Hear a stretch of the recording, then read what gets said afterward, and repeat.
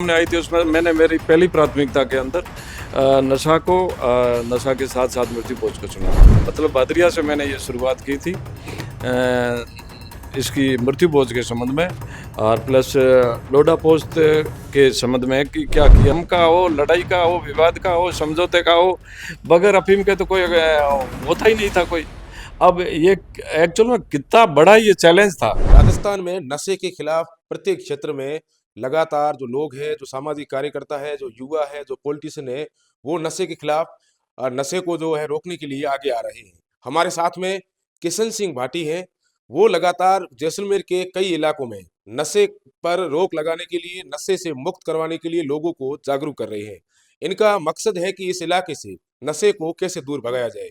अभी हम उनसे जानेंगे कि उन्होंने कहाँ तक इस पूरी जो लड़ाई है इसमें जीत हासिल की है और कहाँ तक ये आगे जाएंगे। सबसे पहले आपका किशन सिंह जी हमारे बवाल न्यूज चैनल पर स्वागत है। थैंक यू, धन्यवाद क्या आपको। क्या मकसद है ये आप जो अभियान चला रहे हैं? एक्चुअल में मैं भादरिया गांव का रहने वाला हूं। तो सबसे पहले तो ये सेवानिवृत्ति मेरी 2021 के अंदर हो गई थी। उस समय ये तय किया गया कि रिटायरमेंट के बाद में राजस्थान पुलिस में मैं 38 साल तक रहा। उसके बाद ये किया कि सब ईश्वर की कृपा से स्वास्थ्य ठीक था और कुछ जुनून था कि काम करना है। क्या किस क्षेत्र को चुने, इस संबंध में ये तय किया कि विशेषकर जो अपना ये जिला है और समाज है और इस संबंध में अपन बेटर रिजल्ट दे सकते हैं। कई चीज़ें सामने आई थी, कई विकल्प आए थे, उसमें सबसे पहले ये चुना गया कि क्यों नहीं जो आज समाज के अंदर जो सिस्टम में कई चीज़ें गलत चीज़ें हैं उनके समाधान के लिए अपन को प्रयास किया जाना चाहिए। तो उसमें से कई चीज़ें सामने आई थी, उसमें मैंने मेरी पहली प्राथमिकता के अंदर नशा के साथ साथ मृत्यु भोज को चुना। उसकी शुरुआत देखो, एक पुरानी कहावत है नहीं कि निज पर शासन और फिर अनुशासन। पहले अपने आप में आप अनुशासित हो, फिर आप अनुशासन का दूसरों को उपदेश दो। तो मैं आपको बताना चाहता हूँ कि इसकी शुरुआत मैंने मेरे गांव मतलब भादरिया से मैंने ये शुरुआत की थी इसकी मृत्यु भोज के संबंध में और प्लस लोडा पोस्ट के संबंध में कि क्या किया जाए, क्या नहीं किया जाए, कैसे इसको नियंत्रित किया जाए। उसके बाद में पड़ोसी गांव है ये सोडांगर से लेकर के आगे आप चांदन, डेलासर, दायसर, बेरवा, सगरा, कर्मा, रासला, मूलाना, सावता, छोड़िया, डांगरी, अचला वगैरह, करड़ा, बाट्याड़ू, लाला, ये सब जिसको यहाँ अपनी भाषा के अंदर जसोडाटी बोलते हैं। तो ये चुना गया कि चूंकि सबसे ज्यादा जो ये है नशा की प्रवृत्ति जो यहाँ बुरी तरह से फैल चुका है, बहुत बड़ा लेवल पर इसका आर्थिक और सामाजिक और शारीरिक रूप से नुकसान हो रहा है। इसके लिए पूरे इस क्षेत्र की जो हमारे 32 गांव है जसोडाटी के, तो उसको हमने चुना। उसके लिए लगभग मैं सब गांव में एक नहीं 3-4 यात्राएं की। उनमें सर्वे ये किया कि मृत्यु के संबंध में, शादी के संबंध में और मृत्यु भोज के संबंध में और अफीम डोडा के संबंध में, ये 4-5 पॉइंट थे। उसमें ये तय किया गया कि किस सिस्टम से किसको कम किया जाए, किसको बंद किया जाए, किसको पूरी तरह से बंद किया जाए। तो उसमें से मृत्यु भोज भी शामिल रखी और मृत्यु भोज का खर्चा भी इसमें हमने शामिल रखा, उस संबंध में क्या निर्णय लिया जाना है। और दूसरा, अफीम डोडा का जो प्रचलन अभी कुल मिलाकर ये हमारा इलाका खुशहाल हो गया है। खेती बाड़ी की दृष्टिकोण से अच्छी फसलें हो रही है, बहुत अच्छा सब कुछ ईश्वर की कृपा से यहाँ है, व्यापार वगैरह। तो ये देखा कि अभी फिलहाल एक दो पॉइंट पर फोकस करते हैं। उसमें से पहले हमने चुना मृत्यु भोज का, और मृत्यु के ऊपर अफीम डोडा का जो प्रचलन है, क्योंकि मृत्यु के ऊपर शराब का इस्तेमाल नहीं होता है। मृत्यु में 12 दिन हो जाते हैं और पंचक लग जाते हैं, वो 12 से 5 18 दिन हो जाते हैं, लंबा पीरियड होता है लंबा। उसके अंदर आने जाने वाले आते रहते हैं और फिर दुनिया भर बहुत भारी संख्या के अंदर उसका सेवन होता है। कई गांव का मैं नाम नहीं लूंगा कि उसमें तो ये 15-15, 17, 18-18 दिन तक तो 100-100 किलो तक उसका सेवन हो जाता है। तो कुल मिलाकर के अफीम का और प्लस डोडा का ये खर्चा मृत्यु भोज के अलावा 5-5, 6-6, 7-7 लाख तक पहुंच जाता है। ये कई गांव में मैंने बड़े व्यक्तिगत रूप से जाकर के मैं देख करके आया, कई परिवारों की मैंने हालत देखी। वहां जाकर के उन्होंने बिल्कुल बताया कि साहब एक्चुअल में स्थिति ये हो गई है कि या तो उधार लेने पड़ते हैं या कोई गिरवी रखना पड़ता है या सामान गिरवी रखना पड़ता है, ऐसे करके या जमीनें बेचनी पड़ती है। तो ये तय किया कि शादी के सिस्टम के अंदर जो संशोधन या कम कटौती ज्यादा करनी है, उससे पहले मृत्यु के संबंध में और मृत्यु के संबंध में जो नशा की प्रवृत्तियां जो अब है, इसको कैसे कम किया जाए, इसको कैसे कंट्रोल किया जाए या इसको कैसे बंद किया जाए। बिल्कुल, आपने जब ये अभियान शुरू किया, तो कई सारी दिक्कतों का भी सामना करना पड़ा होगा आपको, क्योंकि ये बहुत ही पुरानी कई वर्षों से ये जो अपनी रीत है, सिस्टम है, अफ़ीम का मनवार करना, आना-जाना, लोग विरोध में खड़े नहीं हुए आपके? निश्चित रूप से आप सही कह रहे हो। एक्चुअल में क्या है कि पश्चिमी राजस्थान के अंदर विशेष करके चाहे मरना हो, चाहे परना हो, चाहे ब्याह हो, चाहे सगाई हो, चाहे राजीनामा हो, चाहे किसी मामले को निपटाना हो, समझौता हो, राजीपा हो, कुछ भी हो, ये सब चीजें अपने सामाजिक सोशल सिस्टम में इस टाइप से शामिल हो गई है कि इनको अपने लाइफ से सेपरेट करने में बहुत दिक्कतें आती है।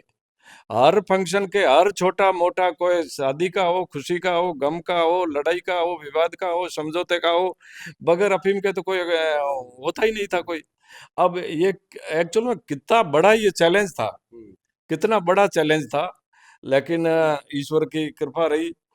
थोड़ा मुझे मेहनत करनी पड़ी, इधर घूमना पड़ा, लोगों से संपर्क करना पड़ा, लोगों से अच्छी लोगों से कुल मिलाकर के जो अभी तक की हमारे अच्छी पैठ थी या अच्छी रेपुटेशन थी कि लोगों ने इसको पहले भी मेरे से, मैं ये नहीं कहता हूँ कि कई लोगों ने इसमें शामिल रहे हैं, हुँ। पर वो इस मामले में कुल मिलाकर के जो उनको सक्सेस या जो आना चाहिए था वो कर नहीं पाए। खैर, कई दिक्कतें आई है, लेकिन उन दिक्कतों में कुल कुल कुल मिला करके जो मेरा पड़ोसी गांव सोडंगर सहमत हो गया। हुँ। चांदन जैसा इतना बड़ा गांव है, चांदन ने एक साथ ही अपने चारों गांव के फैसले कर लिए। डेलासर के अंदर डेला जी की जयंती के अंदर हमने डेला जी की मूर्ति के सामने संकल्प करवाया, तो वो फिर वो बाहर नहीं जा सके। फिर मैं भैरवा गया कि साहब ये 8-9 गांव हो गए हैं, तो अब आपको करना पड़ेगा। तो भैरवा ने सहमति दे दी। सबसे बड़ा, आज डेलासर के मैं भैरवा के बाद में जा रहा था रासला, बीच में मैं 1 घंटे 2 घंटे के लिए रुका, दोबारा रुका। तो उनसे बातचीत हुई, तो वहाँ थोड़ा सेवन इसका ज्यादा होता है, तो उन्होंने कहा कि साहब अब जो कुछ भी हो, कि नहीं इसको बंद करना ही है। कुल मिलाकर के निश्चित रूप से संकट तकलीफ है, विरोध तो नहीं कर सकते, दिक्कतें जरूर आई, लेकिन मैंने जो महसूस किया है कि देखो पक्ष विपक्ष सब होते हैं। कई जो सेवन करने वाले अफीम डोडा है वो भी थे, तो कई ऐसे लोग भी थे जो सोचते हैं कि नहीं साहब बहुत कुछ हो गया, और अब सिस्टम जो बदल रहा है इसके अंदर अपने को ये बंद करना पड़ेगा। मैं मानता हूँ कि न केवल जसोडाटी, जसोडाटी के अलावा दूसरे गांव में मैं जब भी किसी की डेथ होती है तो मैं बैठने जाता हूँ, तीये पर जाता हूँ, 12वें पर जाता हूँ। मैं विश्वास से आपको कह रहा हूँ कि 90% ये अफीम और डोडा के ऊपर पाबंदी हुई है। आप राजस्थान पुलिस में रहे, काफ़ी साल तक आपने अच्छी सेवाएँ दी। तो आपको नहीं लगता कि अफ़ीम, डोडा जो ये अपने यहाँ जो शादी-ब्याहों में, राज़ीनामे में जो यूज़ होता है, इस पर तो गवर्नमेंट ने तो पूर्णतः रोक लगा रखी है। आखिर इसका कौन ज़िम्मेदार है? इसका जिम्मेवार तो देखो प्रशासनिक दृष्टिकोण से तो प्रशासन खुद है। नंबर एक पुलिस है। नंबर दो, एनडीपीएस के लिए अलग से गवर्नमेंट ने, सेंट्रल गवर्नमेंट ने एनसीबी खोल रखी है, नारकोटिक कंट्रोल ब्यूरो, जिसका जोधपुर है, ब्रांचेज यहाँ है।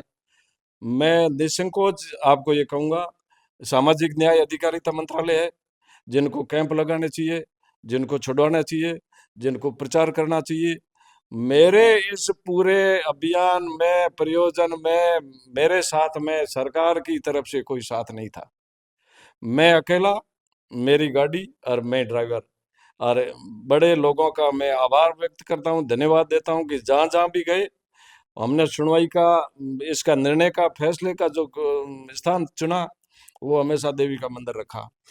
बिल्कुल, आप देखिए कि पश्चिमी राजस्थान का नहीं, ये पूरे भारत का ये अंतिम जिला है यहाँ। इससे आगे पाकिस्तान है।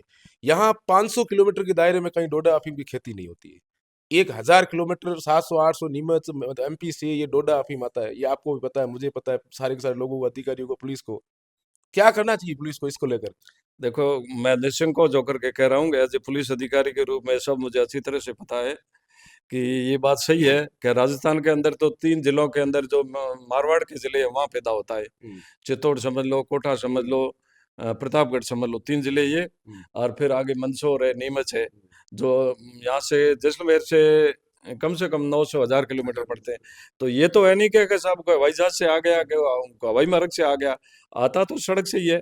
अब ये ड्यूटी किसकी है? प्रशासनिक दृष्टिकोण से देखे जाए तो प्रशासन की है, पुलिस की है, एनसीबी की है। मैंने कभी जिले के अंदर ये अभियान चलाते हुए, नाके लगाते हुए, एनसीबी की रेड करते हुए मैंने कभी देखा नहीं। मैं आपको बताऊं कि बड़ा, मैं कहता हूँ ये बहुत गलत सीन है कि चूंकि आप कोई मीडिया मेरे से, मैं इस चीज से बड़ा ही नाराजगी व्यक्त करता हूँ, मीडिया से युक्ति करता हूँ।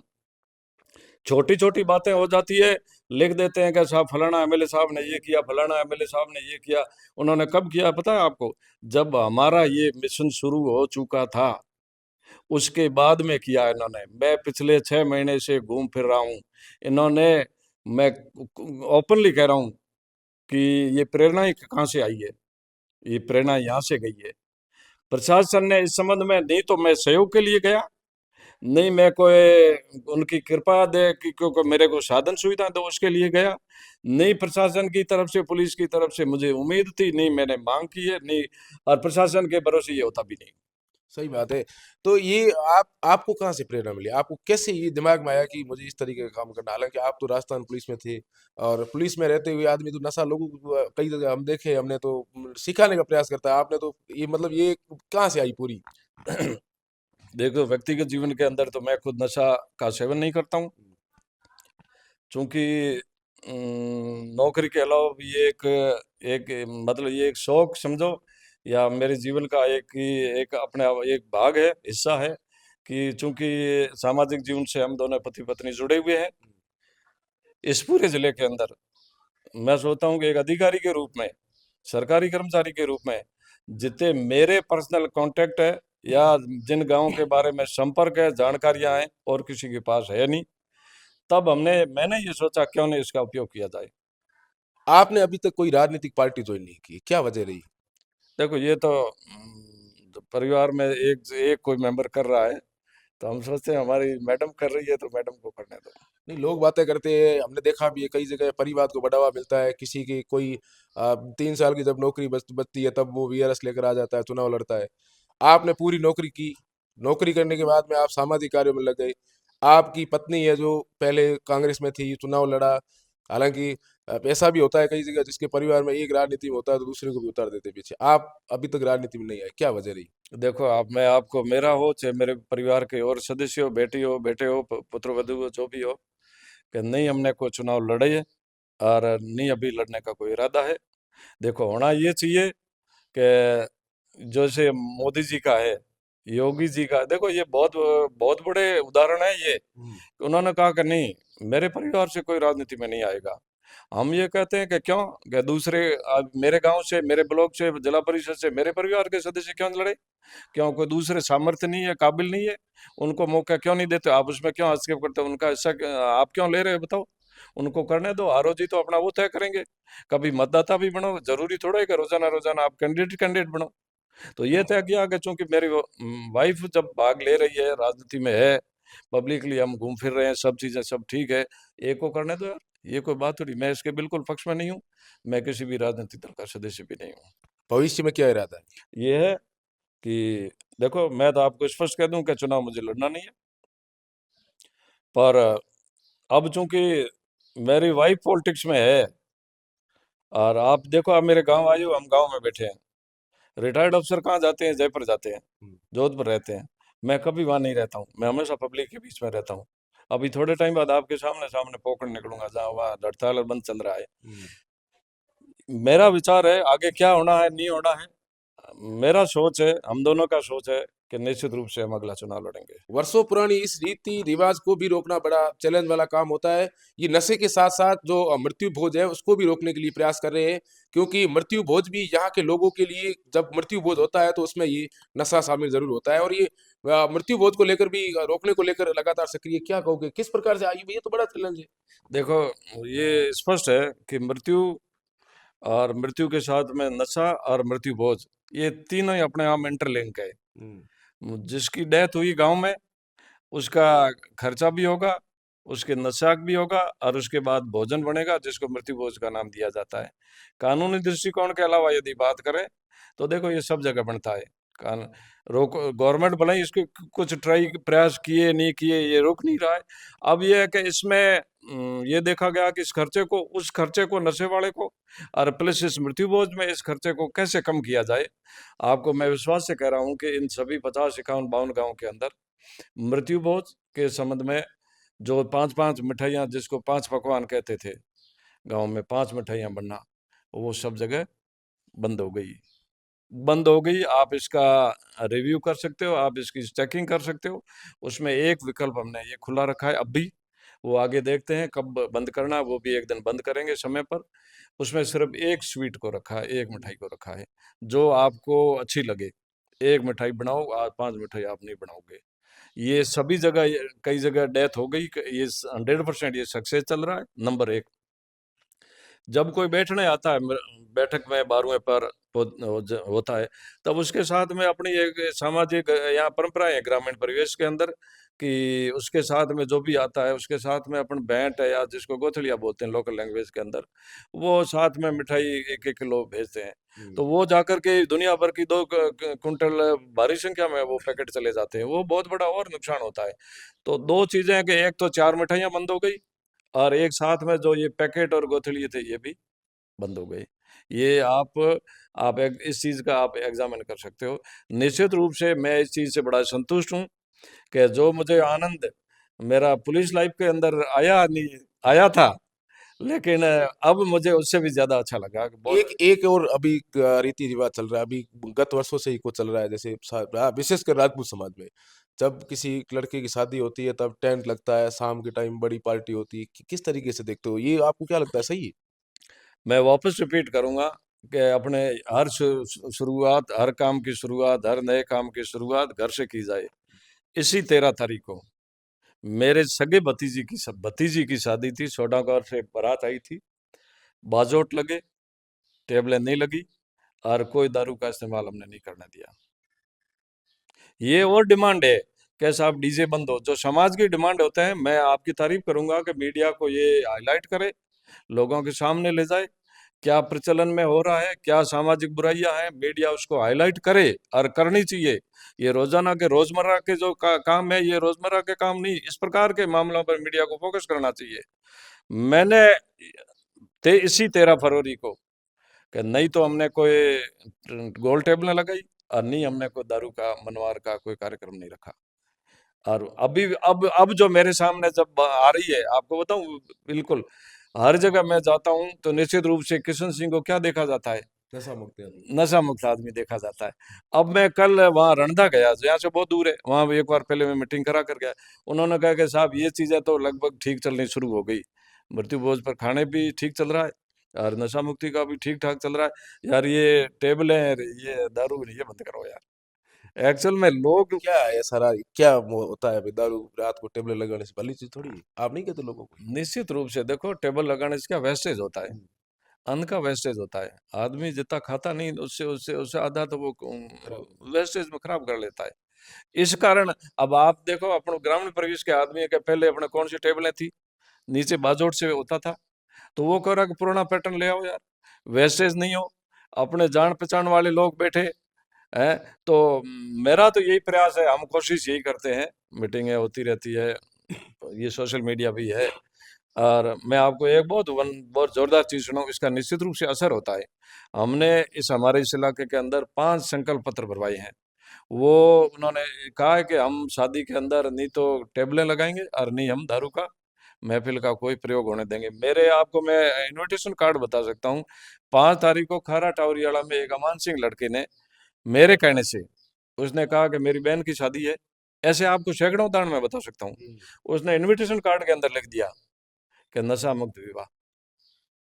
तो ये जो पब्लिसिटी समाज के अंदर आ रही है, मैं आपसे अपील करूंगा कि निश्चित रूप से एक मीडिया को इसमें बहुत आगे आना चाहिए। बिल्कुल, ये किशन सिंह भाटी, इनका कहना है कि समाज के अंदर जो जिस तरीके से नशे ने पैर पसारे हैं, ये पैर किसी न किसी तरीके से सारे के सारे जो लोगों को मिलकर काटने पड़ेंगे। इन्होंने सबसे पहले बड़ी बात तो ये है कि इन्होंने जो गोल टेबल वाली बात कही, तो वो इन्होंने अपने घर से इनकी भतीजी की जब शादी थी, उस समय उस जो गोल टेबलें थी, उनको हटाकर जो पुराने रीति-रिवाज से ग्रामीण परिवेश में जो बाजोट लगते थे, उस बाजोट से ही जो मेहमान आए थे, उनको उस पर खाना खिलाया गया। हालाँकि शराब और बाकी जो नशे की चीज़ें थी, उस पर पूर्ण रूप से प्रतिबंध लगा हुआ था।